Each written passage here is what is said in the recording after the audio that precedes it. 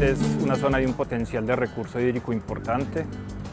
Es una zona aún no presionada tanto por la demanda, solamente hay prioridad del consumo doméstico y eventualmente del agrícola y ganadero, pero sin llegar a porcentajes importantes.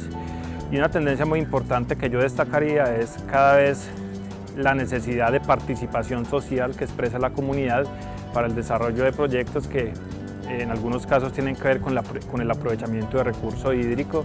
La gente quiere participar en los proyectos, sentir que haya un gana-gana en los proyectos realizados, sentir que son actores de los proyectos y no son objeto de intervención simplemente, y participar, digamos, en el desarrollo de una política asociada no solamente con el tema de conservación, sino con el tema de aprovechamiento del recurso hídrico.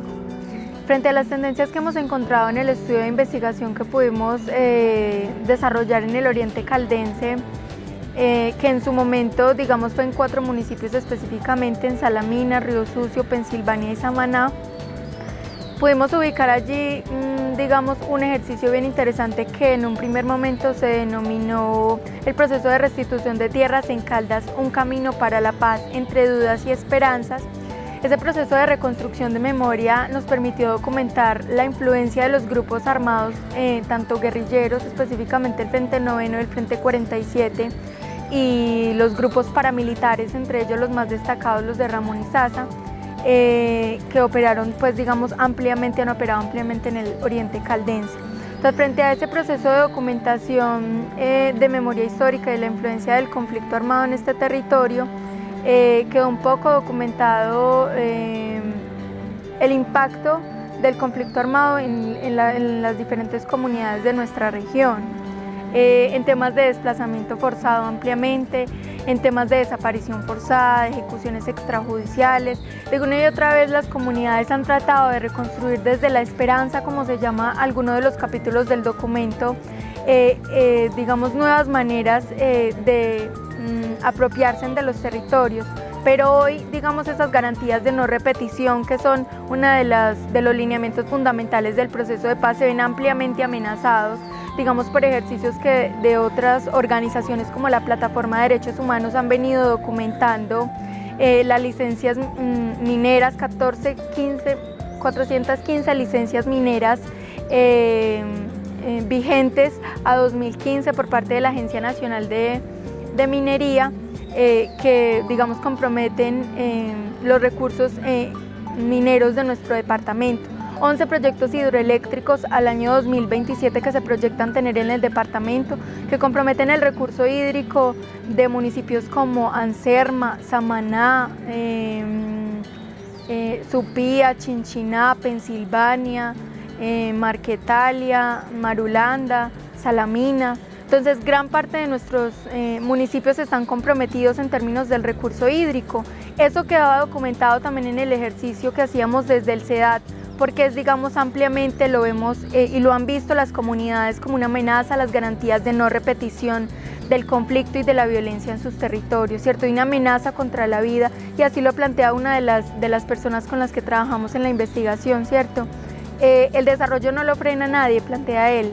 El desarrollo no lo frena nadie, solo lo frena la muerte. A futuro nos vemos que vamos a ser desplazados por el agua y el uranio. Eso es un testimonio de una de las personas con las que trabajamos en Samaná, y digamos que deja ver ampliamente el miedo que tienen hoy las comunidades a que la violencia se vuelva a materializar en sus territorios hoy, a partir, digamos, ampliamente de las contradicciones que empiezan a haber entre el plan de desarrollo y un proceso de paz que pareciera que caminan por distintos lados, ¿cierto? Un plan de desarrollo que prioriza la locomotora minero-energética y que en nuestro departamento estamos viendo, digamos, ampliamente una amenaza hoy a los líderes y a las comunidades frente a la apropiación de los recursos hídricos, mineros, digamos, ampliamente amenazados por la vocación o lo que se ha venido documentando como el cambio de vocación productiva de nuestros territorios, ¿cierto? Una vocación eminentemente agrícola que se ve, digamos, la intención de transformarla a una vocación puramente extractiva de nuestros recursos. Entonces, frente a ello, los retos que venimos planteando desde el Centro de Estudios sobre Violencia y Conflicto de la Universidad de Caldas, pero también desde diferentes procesos organizativos como la Plataforma de Derechos Humanos de Caldas y el movimiento de víctimas de crímenes de Estado, son retos frente al acompañamiento de las comunidades, el acompañamiento frente a la movilización, ¿cierto? El acompañamiento frente a la denuncia y frente a la visibilización de que son recursos que nos pertenecen, de que son recursos que están implicando el tema de soberanía alimentaria, de que si está priorizado el tema del autoconsumo, del recurso hídrico para la vida, ¿cierto? Que es como una garantía también del derecho a la vida de las comunidades y de los ciudadanos del Estado colombiano, también ello debe implicar que se priorice el recurso hídrico fundamentalmente para la vida en los territorios.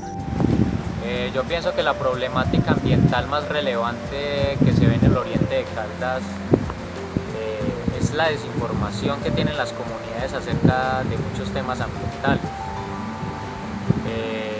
Y esto provoca que las instituciones públicas y la empresa privada vulnere muchas veces los derechos que tienen las personas y las comunidades. Otro tema, digamos como consecuencia de esa desinformación, es la poca protección que tienen las fuentes hídricas, ¿sí? Y que no se han declarado las reservas forestales suficientes y no se tiene la cobertura de bosque suficiente y rejuvenecida que hace que se conserve el recurso hídrico. Aparte de eso, como las personas en las veredas no hacen la concesión de aguas, se vulnera muchas veces la soberanía que tienen las comunidades sobre el recurso hídrico que existe en los territorios donde habitan. Pienso que esa es la problemática más relevante. La problemática que se ha visualizado en el oriente de Caldas es la pérdida de biodiversidad en especies de peces que existen, afectando la seguridad alimentaria de toda la región, modificando cauces de ríos y quebradas, estableciendo tramos secos en ríos, transformando el nivel freático en todas las cuencas, en todas las zonas de vida, modificando el ciclo de agua, generando microclimas, modificando el paisaje, cambiando poco a poco los sistemas agropecuarios, la vocación y los usos de los suelos de las cuencas. En el trabajo que hemos realizado, tanto de investigación como de proyección en el oriente de Caldas, ha sido muy interesante llegar a un escenario donde se caracteriza fundamentalmente por el alejamiento no solo físico, sino el alejamiento desde lo político-administrativo que ha tenido la región, y por otro lado, la forma en que a partir de ciertas situaciones de tipo climático y cierta historia que ha tenido, se habla de, podríamos decir, de una estigmatización territorial. Aquí encontramos un elemento que es fundamental respecto a, si se quiere, casi que contradictorio, que es el hecho de que la región del oriente de Caldas posee los más altos niveles de NBI y los más altos niveles de pobreza, frente a, digámoslo así, la región que podría ser la más rica en este momento en el sentido de perspectivas, que es lo que hablamos de biodiversidad y de recurso hídrico, que como sabemos está adquiriendo un valor que dentro de pocas décadas va a ser más valioso que el mismo petróleo. Entonces, en ese sentido, lo que a nosotros como grupo de investigación, como departamento, como universidad, nos ha llamado la atención de esta región es tratar de entender el por qué se ha presentado esa, digámoslo así, esa ruptura que hace que las posibilidades del desarrollo no tengan la posibilidad que nosotros quisiéramos o lo que cualquier colombiano desearía.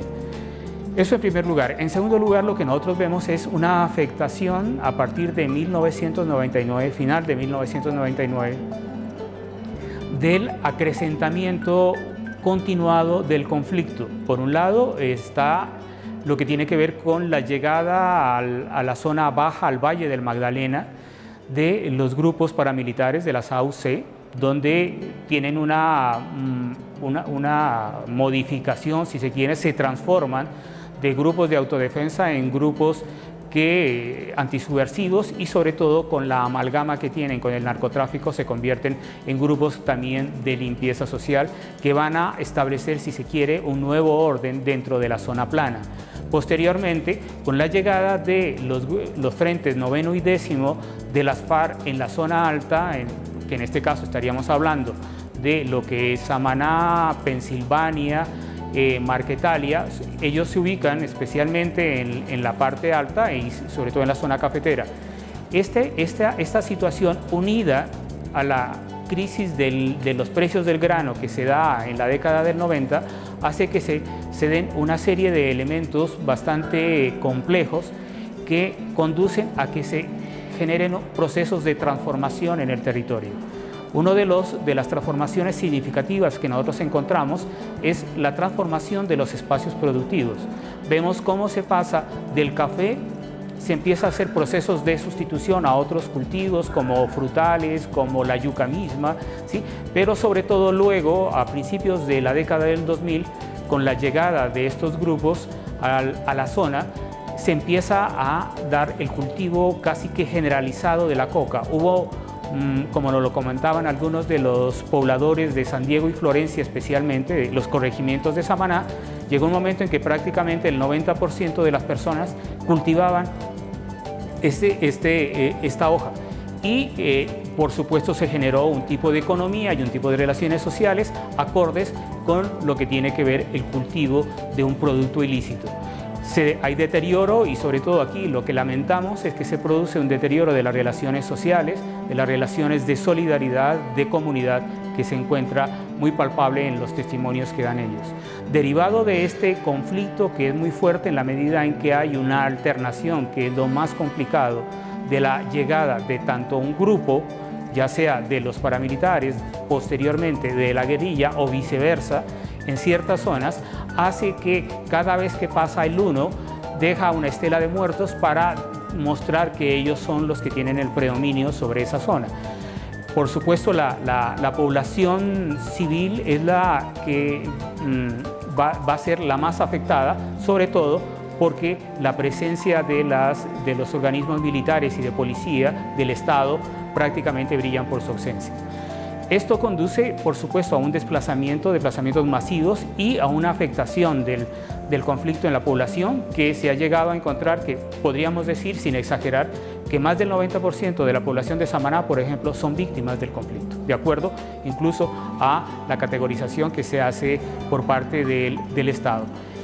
Eso se une con este proceso, por supuesto, inmediatamente de desplazamiento frente a la generación del terror y además al hecho de que se empiezan a desocupar las fincas y los pobladores no ven motivos para volver, no ven seguridad y muchas de estas fincas se empiezan a dejar en rastrojos, empiezan a perder su capacidad productiva y encontramos que se da un fenómeno muy particular, es el hecho de que se pasa de estos productos, ya habíamos dicho del café, productos sustitutos, luego a la coca y se empieza a pasar cuando ya viene el proceso de retoma en el gobierno del expresidente Uribe, de retoma de la zona, se empieza a pasar a la ganadería, que es lo que encontramos ahora y que se puede ver el testimonio con los datos del último censo agropecuario que se realizó entre el 2014 y están saliendo los resultados,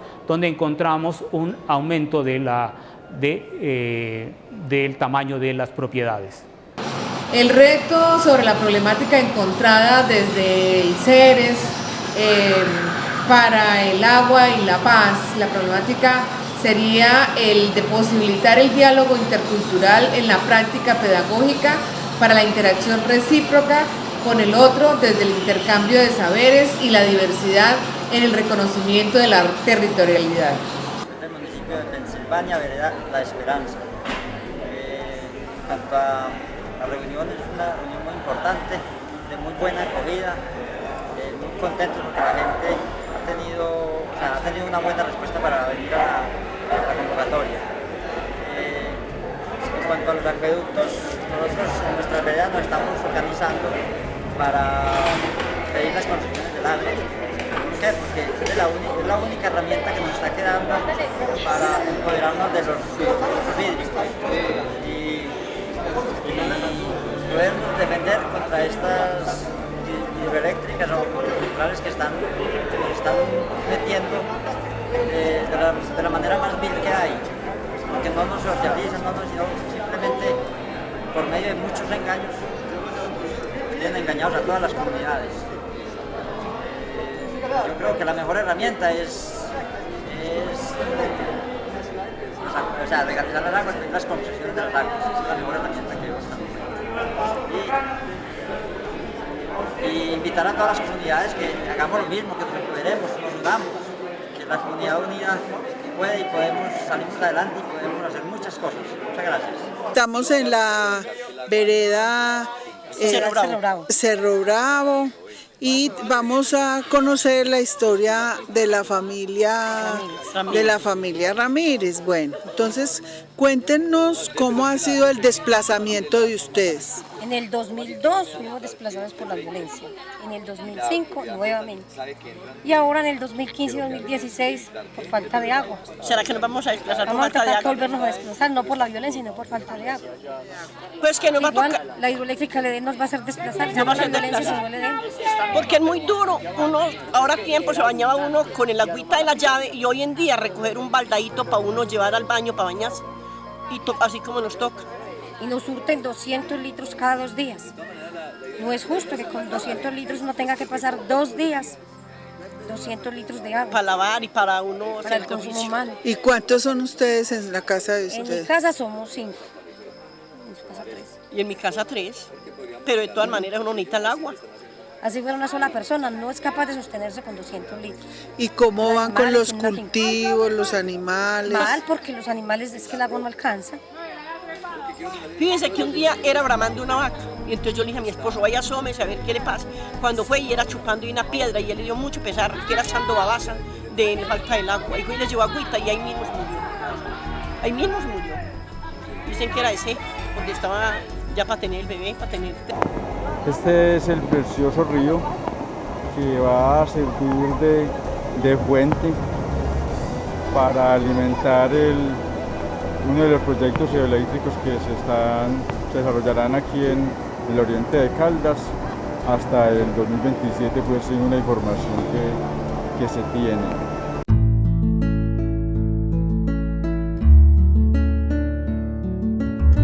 Bueno, hay varios retos que yo los resumiría desde la gestión ambiental de Corpo Caldas. Primero, un reto de conocimiento. Nosotros estamos empeñados en conocer la oferta de manera clara, la disponibilidad del recurso hídrico, las condiciones de calidad, la demanda y las situaciones de riesgo que puedan afectar tanto por desabastecimiento como por ocurrencia de desastres naturales, la calidad y la oferta del recurso hídrico. El segundo gran reto es planificar el recurso hídrico, es decir, realizar y continuar efectuando instrumentos de planificación ambiental. Tenemos ya en ordenación varios PONCAS, tenemos planes de manejo de áreas protegidas y eso nos conducirá a establecer un equilibrio, como dice la ley, entre el uso y el aprovechamiento del agua.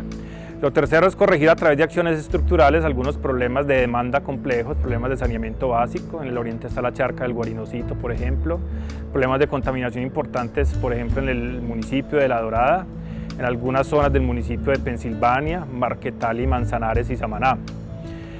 También dentro de las acciones estructurales y como un gran reto tenemos la necesidad de conservar los ecosistemas estratégicos, los humedales altoandinos, el bosque de Florencia y las zonas que de alguna forma cerca al norte y el oriente, como el páramo de Sonsón, proveen de este servicio ecosistémico a las comunidades del lugar. El cuarto reto lo relaciono yo con los temas de educación y participación comunitaria que antes mencioné y que se muestra como una tendencia, la necesidad de educar a la gente en una cultura del agua y de lograr muchos más escenarios de participación comunitaria en los cuales se debatan ideas y se compartan conceptos alrededor de la gestión del recurso hídrico. Yo diría que un reto muy importante es aprovechar el recurso de manera sostenible. Yo creo que puede hacerse de manera limpia. Y pienso que la mejor forma de conservar el recurso hídrico es aprovecharlo de manera sostenible, utilizando los proyectos que puedan generarse para restaurar las cuencas, reforestarlas, lograr el equilibrio hídrico de las mismas y también generar una serie de acciones que conduzcan a mitigar los impactos ambientales y sociales que se presentan en el oriente de Caldas. Digamos, de las perspectivas que tiene esta zona, que si se quiere empieza a adquirir otro valor por el mismo conflicto de una parte y por otro porque llegan una serie de proyectos, entre ellos el primero, el de la hidroeléctrica de la Miel, y otro tipo de proyectos como ya sabemos que es el de la Ruta del Sol, como el dragado del río Magdalena para volverlo navegable, la recuperación de las vías férreas para llevar el tren hasta la costa. Entonces hay una serie de macroproyectos que están generando un proceso de transformación muy interesante en esta zona y que se va a dar en poco tiempo una conurbación que diría yo, sí hay un acompañamiento de parte del Estado y de los programas de gobierno, una conurbación con municipios incluso que pertenecen a otros departamentos, pero que permitirían una forma de organización provincial muy interesante, que sería con Honda, con Mariquita, que permitiría generar una serie de servicios que ya en eso se había venido especializando La Dorada. La academia tiene muchos retos frente a la investigación y frente a la visibilización de esta grave problemática que compromete hoy los recursos hídricos y mineros en nuestro territorio y en nuestro departamento. Acompañar las comunidades desde la investigación, desde la visibilización, ¿cierto? Enseñarle y digamos tratar de generar procesos de formación de los líderes y de empoderamiento de esas luchas que se visibilizan como necesarias en el mediano y largo plazo, ¿cierto? Una lucha por la defensa de la propiedad, digamos, de esos recursos y una lucha frente a la defensa de la soberanía alimentaria y de la vida, ¿cierto? El agua la necesitamos para que los territorios sean productivos. No basta con la titulación de unas tierras que sin agua dejan de ser productivas para nuestro departamento. Entonces hoy la preocupación que nos acompaña como academia y como Centro de Estudios sobre Violencia y Conflicto de la Universidad de Caldas es el reto por acompañar estas comunidades, en visibilizar las experiencias de conflicto armado que han vivido tras décadas de violencia en el departamento, pero también la amenaza que hay hoy para que esa violencia se repita de la mano de la apropiación de nuestros recursos mineros y energéticos en el territorio. Yo pienso que el principal reto lo tienen las mismas comunidades, que dentro de las comunidades surjan personas que creen iniciativas de cómo administrar correctamente sus recursos, ¿sí? Hablamos de territorios pequeños como veredas o corregimientos, donde ellos mismos lo que busquen sea unificarse entre ellos y que esa unificación lo que sirva es para gestionar con las ONGs o con las instituciones públicas o privadas espacios y materiales y digamos recursos económicos que les permitan desarrollar las ideas que ellos tienen, ¿sí? Ejemplo, huertas caseras o espacios de convivencia, de recreación. Y el apoyo que tendrían esas instituciones es más una labor de acompañamiento y una labor educativa, ¿sí? En cuanto a presentarles conocimientos sobre temas ambientales o sobre temas de participación comunitaria, de legislación, para que las comunidades sean las que se empoderen y asuman el reto de gobernarse a sí mismas, de ser autónomas. Y para eso tiene que haber una renovación del pensamiento, para que surjan ideas digamos diversas, ideas que transformen, que sirvan para un cambio de conciencia en las diferentes comunidades, ¿sí? Y en los diferentes territorios, ¿sí? Que sea un compartir, que sea un entregar, que sea un espacio para concertar, un espacio para debatir, pero siempre en pos de que se haga algo constructivo con eso, ¿sí? De que en la diferencia nos entendamos y seamos capaces de buscar soluciones a las problemáticas que se ven en la comunidad local como tal, no depender de un Estado o de una fuente mayor, ¿sí? Que suministre recursos a ese lugar, a ese territorio en específico, sino que las personas sean las que